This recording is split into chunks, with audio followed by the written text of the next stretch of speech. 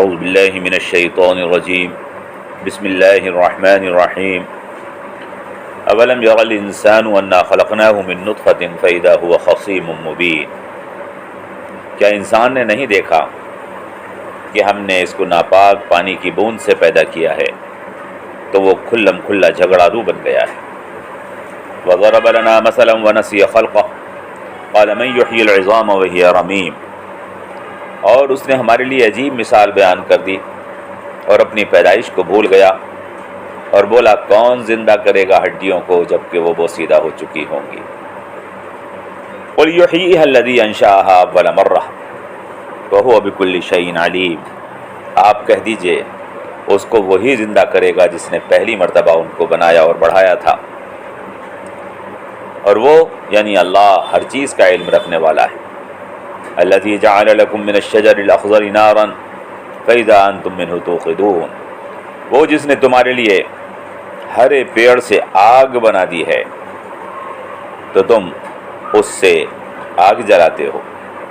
اولیس الذی خلق السماوات والارض بقادر علی ان یخلق مثلہم بلی وہو الخلاق العلیم۔ کیا نہیں ہے وہ جس نے پیدا کیا آسمانوں کو اور زمین کو اس بات پر قدرت رکھنے والا کہ ان کی مثل دوبارہ پیدا کر دے؟ کیوں نہیں ہے، وہ زبردست پیدا کرنے والا اور پورے علم والا ہے۔ انما امرہ اذا اراد شیئا ان یقول له کن فیکون۔ بے شک اس کا معاملہ یہ ہے کہ وہ جب ارادہ کرتا ہے کسی چیز کا تو کہہ دیتا ہے ہو جا، تو وہ ہو جاتا ہے۔ فسبحان الذی بیدہ ملکوت کل شیء والیہ ترجعون۔ تو پاک ہے اس کی ذات جس کے ہاتھ میں ہر چیز کا اختیار ہے اور اسی کی طرف تم لوٹائے جاؤ گے۔ عزیز و انسان جب تک اپنی حقیقت سے واقف نہ ہو اس وقت تک وہ درست فیصلہ نہیں کر سکتا۔ انسان جب تک اپنی حقیقت سے واقف نہ ہو اس وقت تک وہ درست فیصلہ نہیں کر سکتا۔ درست فیصلہ کرنے کے لیے لازم ہے کہ انسان اپنی حقیقت کو جانتا ہو کہ وہ کس چیز سے پیدا کیا گیا ہے، اس کو معلوم ہو کہ مرنے کے بعد اس کا انجام کیا ہونے والا ہے۔ انسانوں کے اندر خرابی یہ ہے کہ انسان اپنے حال میں مست رہتا ہے، نہ ماضی کو دیکھتا ہے نہ مستقبل کے بارے میں سوچتا ہے۔ قرآن کریم کا کمال یہ ہے کہ وہ انسان کو اس کے ماضی اور مستقبل کو اس کے سامنے پیش کرتا ہے اور ماضی اور مستقبل کو سامنے رکھ کر اس کو اپنا حال درست رکھنے کی تاکید کرتا ہے۔ وہ انسان کو بتاتا ہے کہ تمہاری ابتدا کہاں سے ہوئی ہے اور تمہاری انتہا کیا ہونی ہے۔ ایک دوسری بات یہ بھی ہے کہ کافر لوگوں کے نزدیک سب سے اہم ان کا جسم ہوتا ہے۔ کافر لوگوں کے نزدیک سب سے اہم ان کا جسم ہوتا ہے، وہ اپنے جسم کو بہت اہمیت دیتے ہیں، بلکہ ان کے نزدیک بس جسم ہی کی اہمیت ہوتی ہے۔ کھانا پینا، آرام کرنا، شاندار مکانات، بڑی بڑی گاڑیاں، دنیا کی ساری چمک دمک جو آپ دیکھتے ہیں یہ سب جسم کی خاطر ہے۔ آج کا انسان اپنی روح سے غافل ہے، اسی لیے وہ اپنے اخلاق اور کردار سے ناواقف اور بے پرواہ بن گیا ہے۔ آپ دیکھیں آج تعلیم روزگار کے لیے ہے، زندگی پیسہ کمانے کے لیے ہے۔ آج لوگ ایسی تعلیم حاصل کر رہے ہیں جس سے اچھا روزگار مل جائے اور اسی کو کامیابی سمجھا جا رہا ہے۔ جو ایسی تعلیم حاصل کر لے جس سے روزگار مل جائے اس کو کامیاب کہا جاتا ہے، اور جو اچھا روزگار اور اچھی کمائی کرتا ہو اسی کو بہتر کہا جاتا ہے۔ اسی لیے آج اسکول اور کالج کی تعلیم کی اہمیت بہت زیادہ ہے۔ ڈاکٹر کو اچھا سمجھا جا رہا ہے کیونکہ اس کی اندھی کمائی ہے۔ آج لوگوں کی صلاحیت، آج لوگوں کا مقام اور رتبہ صرف اسی لیے ہے کہ وہ پیسہ کتنا کما رہے ہیں۔ افلاطون نے کہا تھا ڈاکٹر کو بڑا آدمی وہ سمجھتا ہے جو بیمار ہو۔ ڈاکٹر کو بڑا آدمی وہ سمجھتا ہے جو بیمار ہو، یا کسی نے کہا کہ ڈاکٹر تو بیماروں کا بڑا ہوتا ہے۔ مگر اخلاقی تعلیم کے مراکز کو، دینی تعلیم کے مراکز کو لوگ آج اہمیت نہیں دیتے۔ علماء کو جو با کردار اور با اخلاق ہوتے ہیں لیکن غریب ہوں، ان کو وہ رتبہ نہیں دیا جاتا جو مالداروں کو دیا جاتا ہے۔ یہ سب اسی لیے ہے کہ لوگوں نے، انسانوں نے، بلکہ آج تو مسلمانوں نے بھی مال کو سب کچھ سمجھ لیا ہے، جسم کو سب کچھ سمجھ لیا ہے، روح کو، کردار کو، اخلاق کو ان لوگوں کے دلوں میں کوئی اہمیت نہیں رہ گئی ہے۔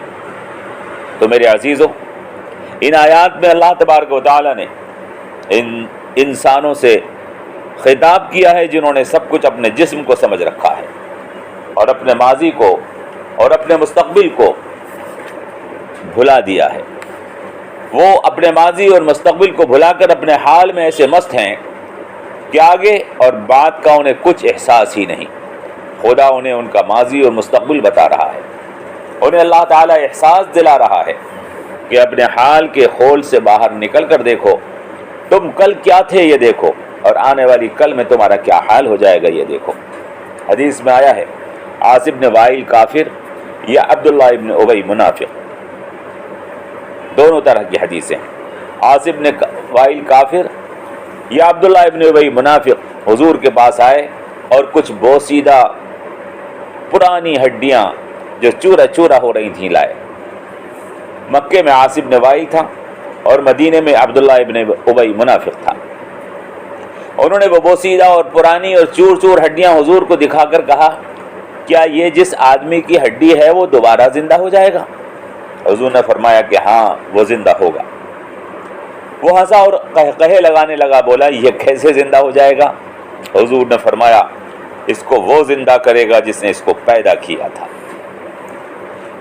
آج تو ہڈی موجود ہے، اللہ نے اس کو اس وقت پیدا کر دیا تھا جب یہ ہڈی بھی موجود نہیں تھی۔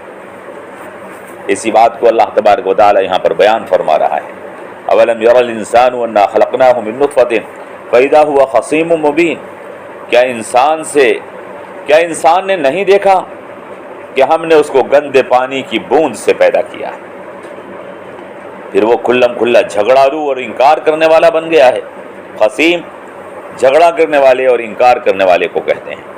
پھر فرمایا وجعل لنا مثلا ونسی خلقہ، اور اس انسان نے ہمارے لیے مثالیں بنا دی ہیں، حالانکہ وہ سمجھتا ہے جس طرح پیدا کرنا اس کے لیے مشکل ہے،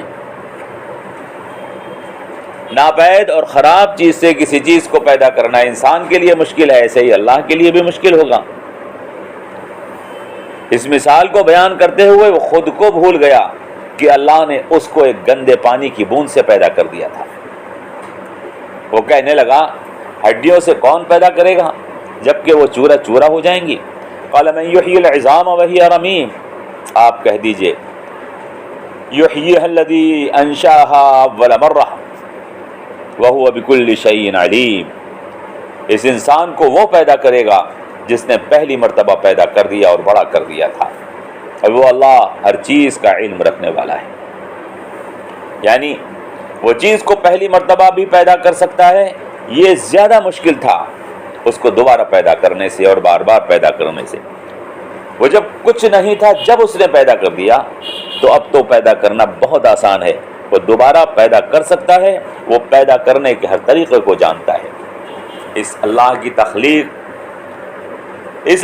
تخلیق کا اندازہ تم اس سے لگا سکتے ہو کہ وہ اللہ جو لکڑی جو پانی سے بنتی ہے اس میں آگ پیدا کر دیتا ہے، اللہ وہ لکڑی جو پانی اور مٹی سے بنتی ہے اس میں آگ پیدا کر دیتا ہے۔ الذی جعل لکم من الشجر الاخضر نارا فاذا انتم منہ توقدون، جس نے تمہارے لیے ہرے پیڑ سے آگ پیدا کر دی ہے، فاذا انتم منہ توقدون، تو تم اس سے آگ جلاتے ہو۔ عرب لوگ کہتے ہیں دو پیڑ ہوتے تھے، ایک کا نام مرخ تھا، دوسرے کا نام عفار تھا۔ ان دونوں کو جب آپس میں رگڑتے تھے تو آگ نکلتی تھی اور آگ جل اٹھتی تھی۔ تو یہ بات تو اس دور کی ہوئی جب آگ جلانے کے لیے اور کوئی طریقہ نہیں تھا، تو اس طریقے سے آگ جلائی جاتی تھی۔ اس سے اللہ کی قدرت کا اظہار ہوتا ہے کہ کس طرح سے گیلی لکڑی میں جو پانی اور مٹی سے بنی ہے اللہ آگ پیدا کر دیتا ہے، اور آج بھی لکڑیاں جلائی جاتی ہیں۔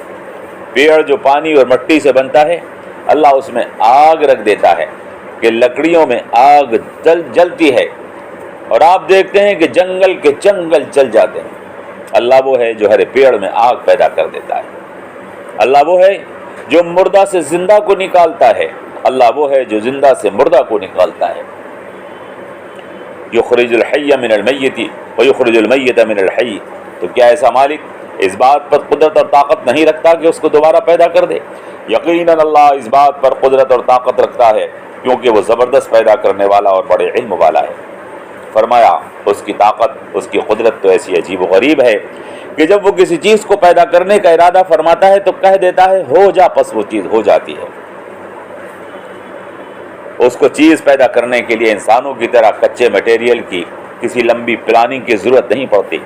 اس کی ذات ان چیزوں کی محتاجگی سے پاک ہے۔ اس کے ہاتھ میں کل کائنات کے سارے اختیارات اور کل کائنات کی ساری بادشاہت ہے، اور وہ ہر چیز پر قدرت رکھتا ہے۔ بیدہ ملکوت کل شیء والیہ ترجعون۔ تم سب اس کی طرف لوٹائے جاؤ گے۔